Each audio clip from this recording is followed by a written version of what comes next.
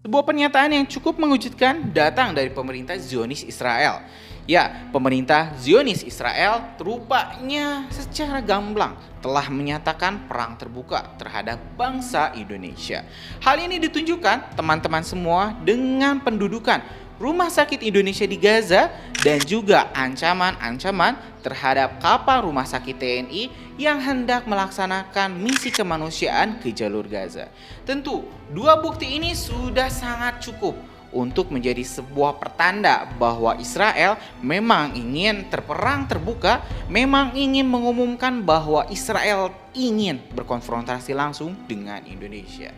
Kita tahu teman-teman semua, Rumah Sakit Indonesia yang beberapa waktu lalu sempat kosong setelah ditinggal evakuasi oleh para tim relawan dan tenaga medisnya akibat gempuran tak henti-hentinya dari Israel, kini malah dijadikan markas militer IDF, Israel Defense Force.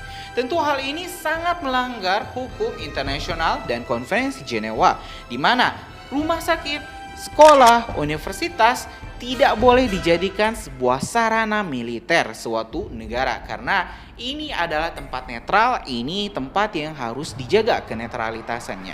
Tetapi teman-teman semua, hari ini kita lihat sendiri ya, Rumah Sakit Indonesia yang terletak di Gaza Utara kini masih dikuasai, bahkan dinistakan oleh para tentara Zionis Israel.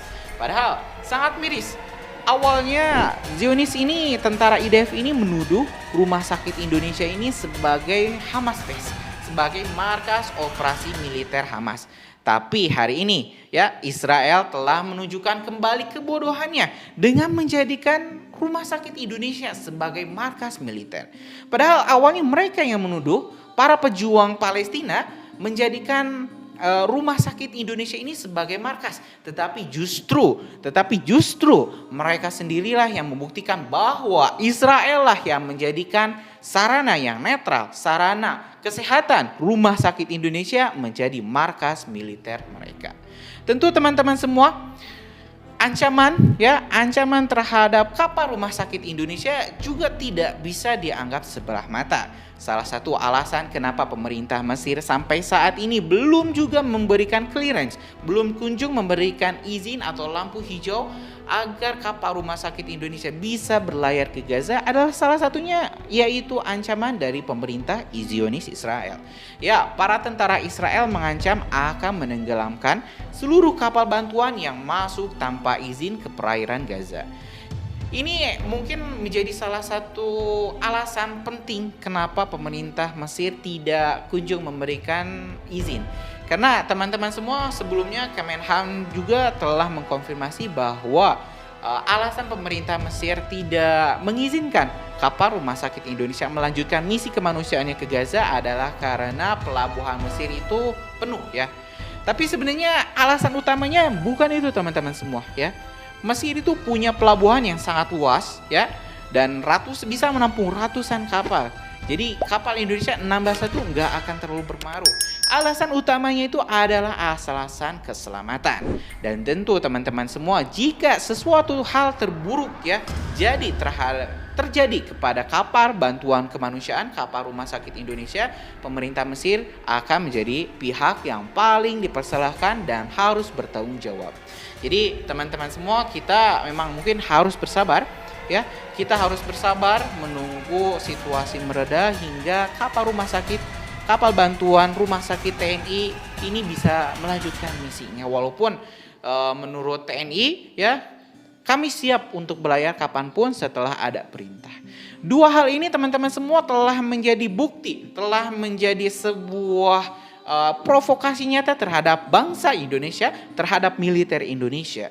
Mau sampai kapan teman-teman semua Indonesia tetap diam melihat Rumah Sakit Indonesia, kebanggaan bangsa Indonesia dan Palestina, dikuasai oleh Israel? Tentu menanggapi hal ini teman-teman semua, pemerintah Indonesia tidak tinggal diam.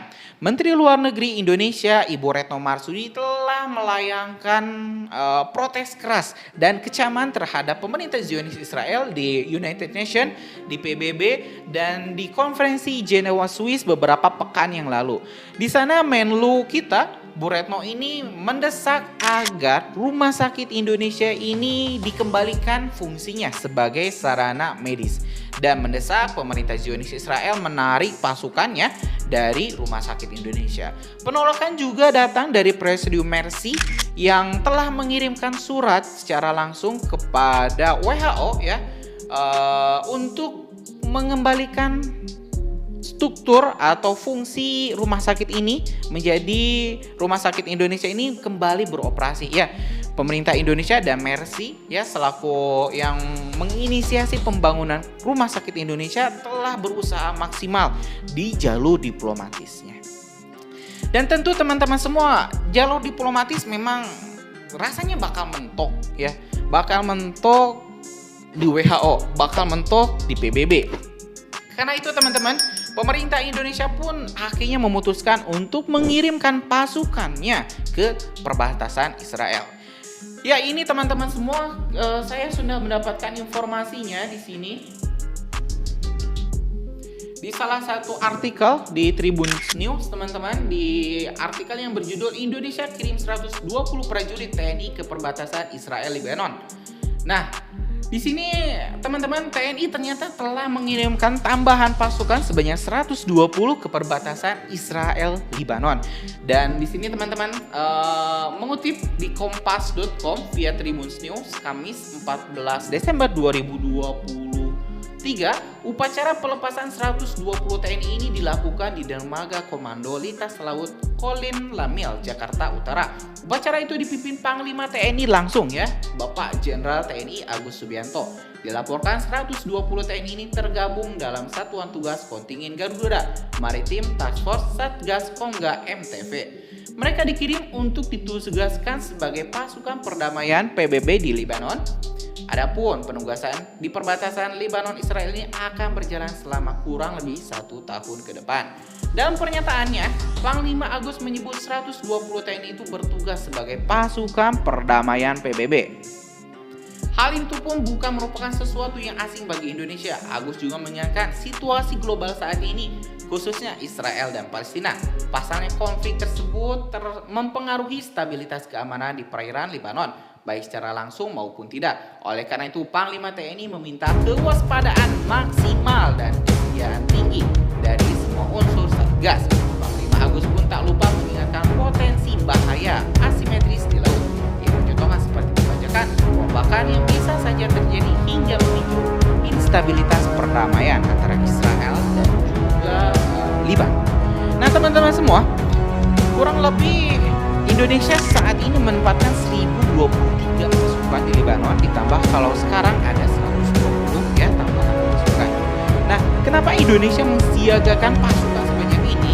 Indonesia itu dalam catatan ya, dalam informasi adalah negara dengan total pasukan perdamaian ke-7 terbesar di dunia ya, yang menyumbangkan pasukan perdamaian.